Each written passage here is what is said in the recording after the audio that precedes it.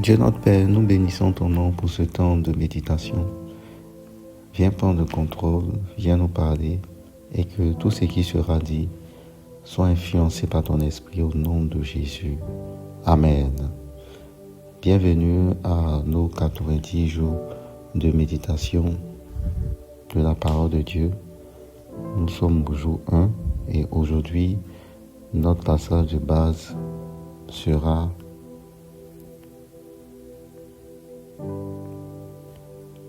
1 Corinthiens 6, à partir du verset 7. Nous lisons la parole de Dieu. C'est déjà certain défaut chez vous que d'avoir des procès les uns avec les autres. Pourquoi ne souffrez-vous pas plutôt quelques injustices? Pourquoi ne vous laissez-vous pas plutôt dépouiller? Verset 8. Mais c'est vous qui commettez l'injustice et qui dépouillez. Et c'est envers des frères que vous agissez ainsi. Aujourd'hui, je veux attirer notre attention sur l'injustice dans ce passage.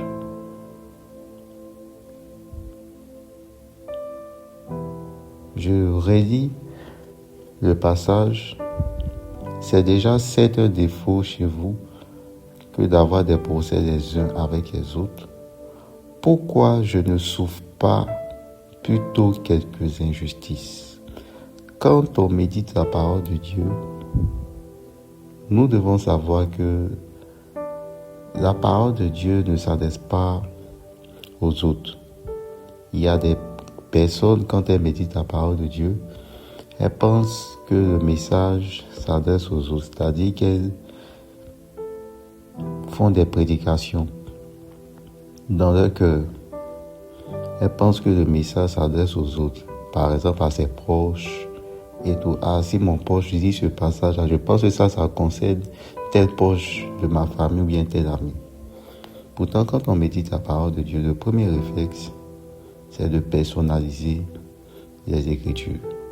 Pourquoi je ne souffre pas plutôt quelques injustices? Pourquoi je ne me laisse pas plutôt dépouiller? Quand nous méditons ici,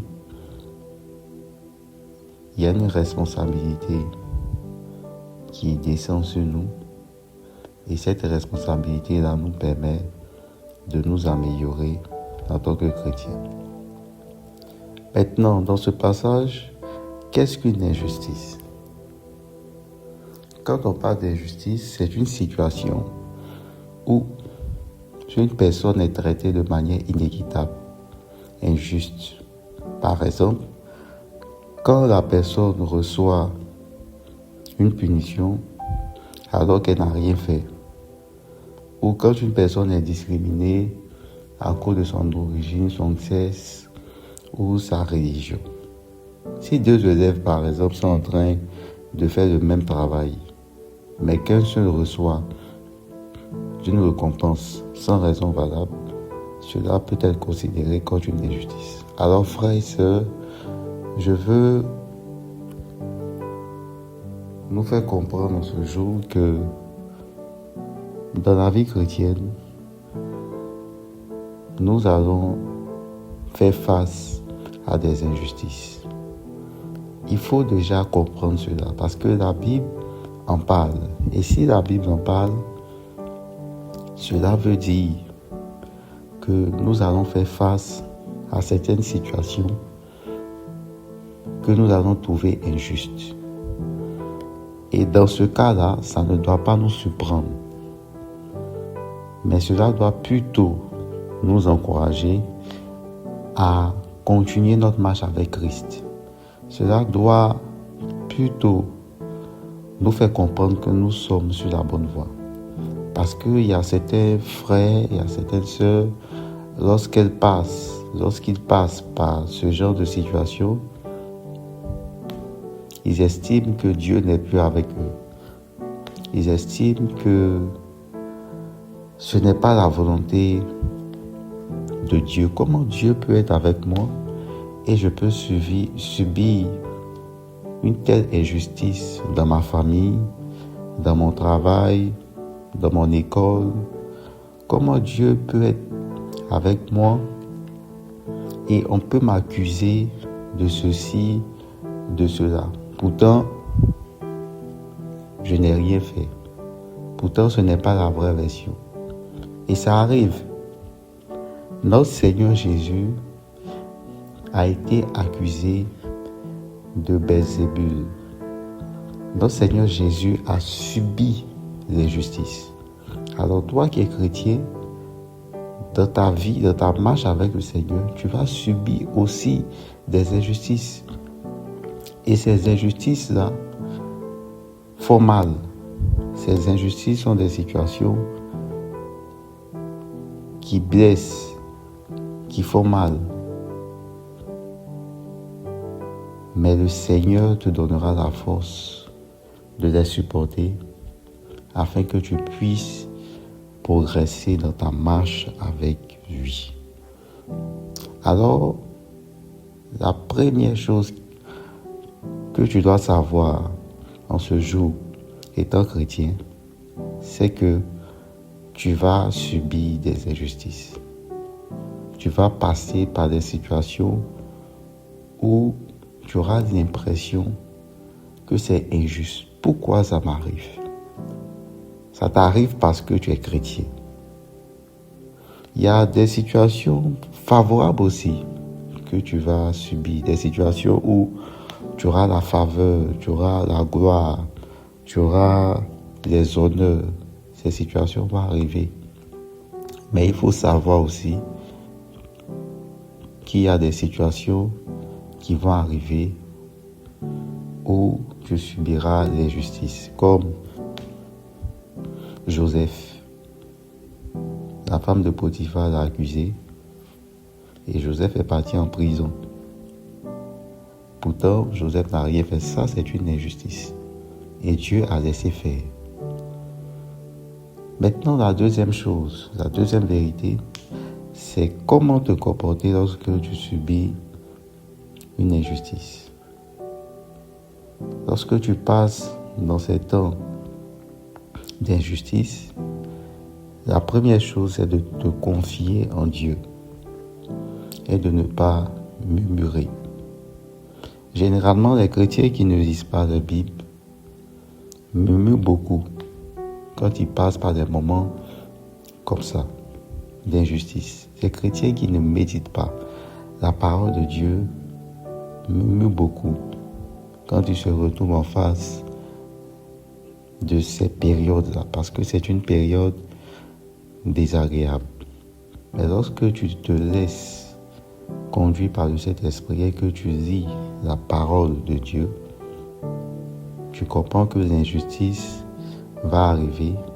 Et dans cette situation, le premier réflexe à avoir, c'est de faire confiance à Dieu. C'est de laisser son âme entre les mains du Seigneur.